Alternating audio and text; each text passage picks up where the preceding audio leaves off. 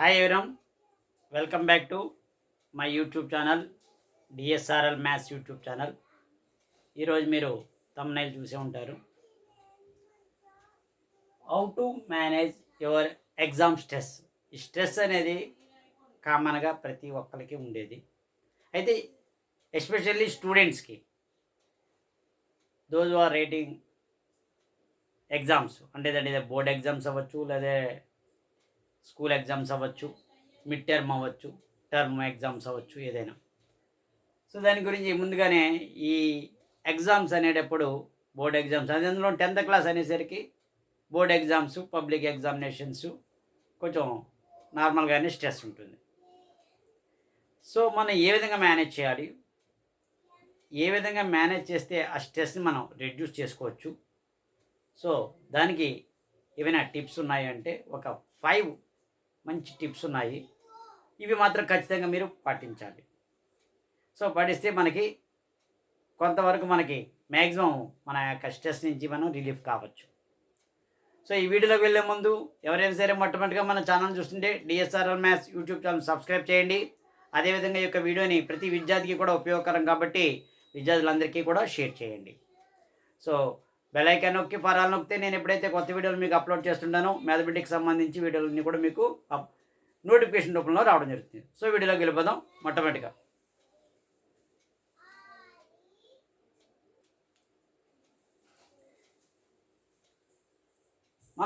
మొట్టమొదటిగా కనుక ఫస్ట్ ఒక 5 టిప్స్ ఉన్నాయి. ఈ 5 టిప్స్ ఖచ్చితంగా అందరూ కూడా పాటించాలి. So how to manage your exam stress, దానిలో మొట్టమొదటిగా మనకు 5 టిప్స్లో మొదటిది create a study plan. So మనం ఏదైనా ఒక ఎగ్జామినేషన్ ప్రిపేర్ అవ్వాలంటే ముందు స్టడీ చేయాలి, చదువుకోవాలి. ఆ చదివేందుకు ఒక ప్లాన్ ఉండాలి. సో ఒకసారి చూడండి, ఇది exam time is a stressful period for all of you. Performance anxiety, self doubt and the rush to complete the portion before the exams May add to the nervousness and lead to the exhaustion.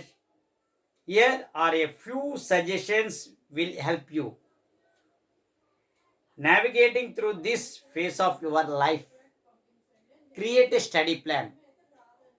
Before sitting down to pick up a book and start studying, create a study plan. It will not only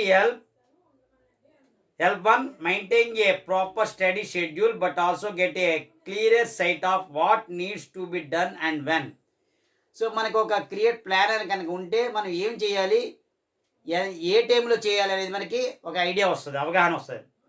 so list down the name of the subjects and topics, sort out the priorities of studying ఈ subject. ముందే దేనికి ఎక్కువగా priority ఇవ్వాలని మీరు నేర్చుకోవాలి, ముందుగా తెలుసుకోవాలి.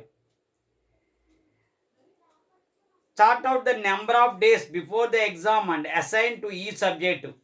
Strategically frame the study hours per day. So ఎన్ని మనకి సబ్జెక్ట్స్ ఉన్నాయి, మనకి ఎగ్జామ్ రాయడానికి ఎన్ని డేస్ ఉన్నాయి, సో ఈ విధంగా చేయడం వల్ల ఎన్ని రోజులు ఏ సబ్జెక్ట్ కేటాయించుకోవాలని ముందుగా మీకు తెలియాలి. Okay, and plan out breaks as well that will be convenient for self. Following a study plan will automatically guide one, saving a great amount of the time energy that would have instead been wasted unknowingly worrying and panicking. So మనకి ఈ planning అనేది లేకపోతే మనం ఎంత చదివిన waste.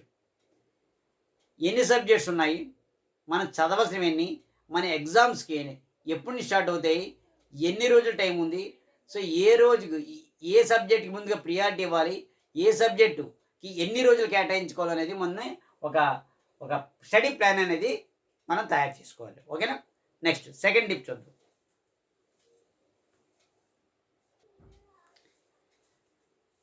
Second one చూస్తే take regular breaks. So మనం చదువుతున్నప్పుడు ఒక రెగ్యులర్గా బ్రేక్స్ అనేది మనం తీసుకోవాలి. కంటిన్యూగా చదువుతూ కూర్చున్నా మనకి బుర్రకేమీ ఎక్కదు. సో దాని గురించి కూడా ఒకసారి చూద్దాం. Human brain function the best when it is given breaks periodically. So మన బ్రెయిన్ మనకు కంటిన్యూగా ఫంక్షన్ ప్రాపర్గా అవ్వాలి అంటే రెగ్యులర్ బ్రేక్స్ అనేది necessity. Researchers have proven that studying for short intervals with regular breaks are more efficient than doing it for long hours without breaks. అంటే research చేసింది ఏంటంటే కంటిన్యూగా చదివింది బ్రెయిన్లోకి ఎక్కింది ఎంత, అలా కాకుండా బ్రేక్స్ తీసుకుని మనకి చదివింది ఎంత. సో దానికి దీనికి కొన్ని కంపేర్ చేస్తే రెగ్యులర్ బ్రేక్స్ తీసుకుని చదివింది ఎక్కువగా గుర్తుంటుందని రీసెర్చ్లో కూడా తెలిసిందంట. Forcing our cells to study when our mind is sleepy or not active can only make it more exhausted. So take breaks regularly. Break తిన్న ప్రతి కంటిన్యూగా తీసేసుకోకుండా చదివి 5 నిమిషాలు బ్రేక్ 1 అవర్ తీసుకున్న ఉపయోగం లేదు. So take breaks regularly, go for a brief walk, close your eyes or look away in distance to rest the eyes and the mind. Okay, next tip చూద్దాం.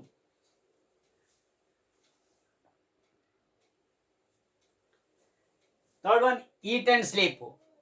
So మనకి ఎగ్జామినేషన్ వచ్చేస్తుందని కంగారులో కానీ నిద్రపోకుండా night out చేసి చదివినా ఉపయోగం లేదు. అలాగే భోజనం చేయకుండా లేదా మనం స్నాక్స్ ఏమి తినకుండా చదివేసినా ఉపయోగం ఏం లేదు, బ్రెయిన్కి ఏమీ రిసీవ్ అవ్వదు. సో ఈట్ అండ్ స్లీప్ అనేది very very important.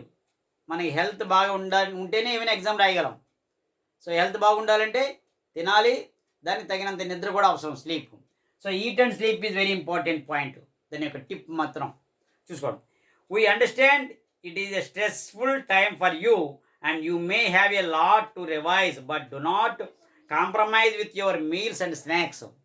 Point catch చేయండి. After all brain needs the nutrients to work at its full potential. Similarly, do not compromise on the sleep time also. పడుకునే time కూడా తగ్గించకూడదు, ఎందుకంటే చదువుకోవాలి, దానికి తగ్గ పడుకోవాలి. ఆ పడుకున్నప్పుడు బ్రెయిన్కి రెస్ట్ వస్తేనే నెక్స్ట్ డే ఎగ్జామినేషన్ ఏదైనా మనం ప్రిపేర్ అవ్వగలం. అదే నెక్స్ట్ డే స్కూల్కి వెళ్ళినా లేదంటే ఎక్కడికి వెళ్ళినా సరే దాని యొక్క బ్రెయిన్ ఫుల్గా యాక్టివ్గా మనకి వర్క్ చేస్తుంది.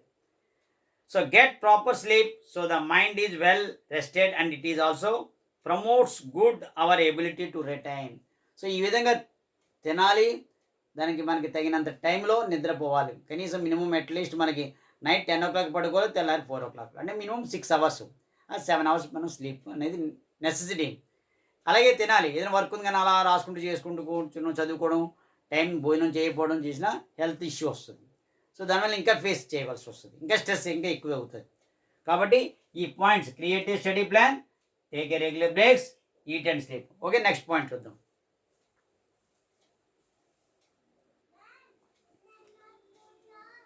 నెక్స్ట్ 5th టిప్ ఏంటంటే ఆస్క్ ఫర్ హెల్ప్. మనం ఎక్కువగా స్ట్రెస్లో ఉన్నా లేదంటే ఈ విధంగా ఉన్నప్పుడు కూడా మనకు ఒక చిన్న ఇది చూడండి, ask for help. If you are feeling stressed, it's important to talk to someone you trust. నువ్వు ఎవరినైతే ఎక్కువగా నమ్ముతావు వాళ్ళతో ఎక్కువగా నీ యొక్క షేర్ చేయాలి. Such as a family member అంటే father or mother or brothers or sisters, whatever it may be, లేదా teacher or a friend. Lots of people find exam difficult to deal with. So ఈ విధంగా ఎక్కువగా ఎగ్జామినేషన్లో వచ్చినప్పుడు deal ఏ విధంగా చేశారనేది వీళ్ళందరికీ కూడా టీచర్కి తెలుస్తుంది, లేదా ఫాదర్కి, మదర్కి, లేదా బ్రదరు, బిగ్ బ్రదర్, లేదా సిస్టరు. సో వీళ్ళు ఏ విధంగా ఫేస్ చేశారనేది నీకు వాళ్ళు విడమని చెప్పగలుగుతారు. కాబట్టి నీకు ఏదైనా ఈ విధంగా ఉన్నప్పుడు how to face this one అనేది మనం వాళ్ళతో షేర్ చేసుకుని వాళ్ళ యొక్క హెల్ప్ మనం తీసుకోవాలి. సో ఈ విధంగా చదువుకోవాలి ఏంటనేది కూడా వాళ్ళకి గైడెన్స్ ఇవ్వడం జరుగుతుంది. ఓకేనా. లాస్ట్ బట్ నాట్ లీస్ట్ ఒకసారి చూడండి ఇంకోటి,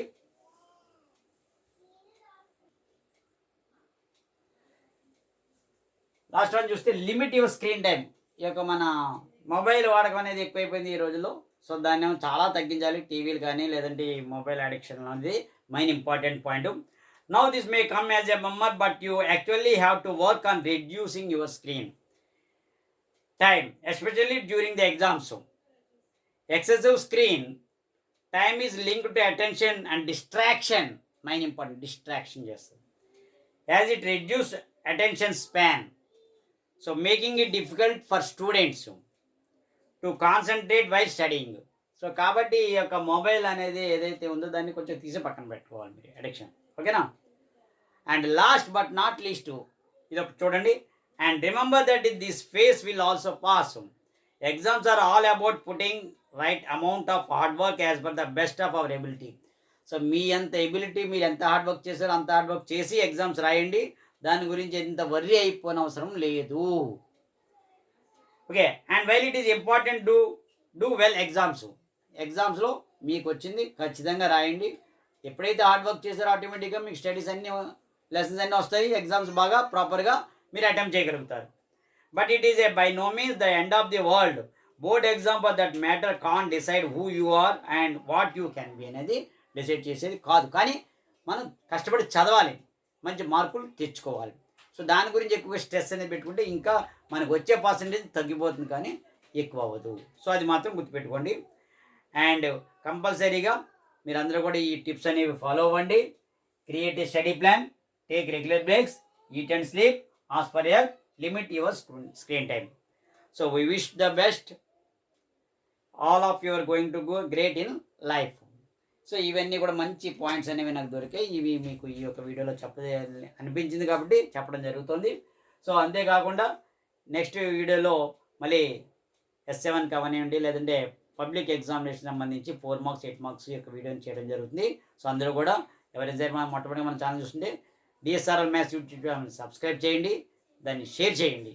ఓకేనా? Thank you very much.